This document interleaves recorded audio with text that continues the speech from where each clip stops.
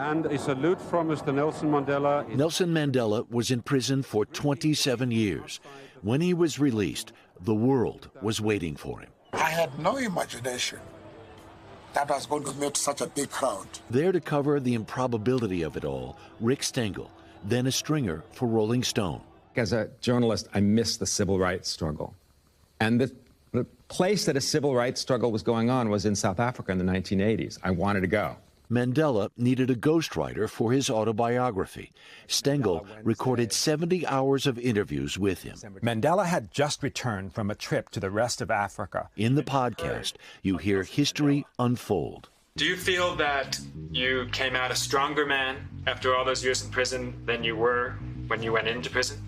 As far as I'm concerned, I have come back with the same views I had before I went to jail. I came out mature. That I can say. The key, I thought, to who Mandela was and became was the prison years. It was like a crucible that burned away any excess metal. And that word, mature, meant so much to him. The younger Mandela had been a revolutionary, an insurgent, a freedom fighter. As a young man, I was very radical, using high-flown language, fighting everybody. In that era, the United States refused to sanction South Africa, and it's long been rumored the CIA was complicit with the apartheid state in Mandela's arrest. Listen to this. How did they know where you were? They said it was an American consul or something like that. Yes, maybe it's with some CIA connection. No, I don't know. I can't vouch for that. I have no evidence. It's not an easy question necessarily to ask Nelson Mandela.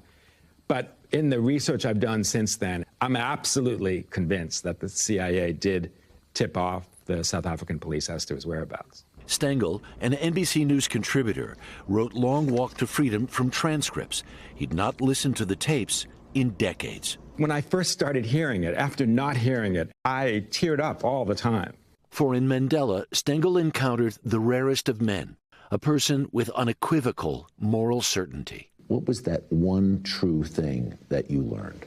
I kept looking for complexity, and I realize now, in going back, that there was a simpleness to him, his focus on freedom for his people, where he always comes back to that. Harry Smith, NBC News, New York. Thanks for watching our YouTube channel. Follow today's top stories and breaking news by downloading the NBC News app.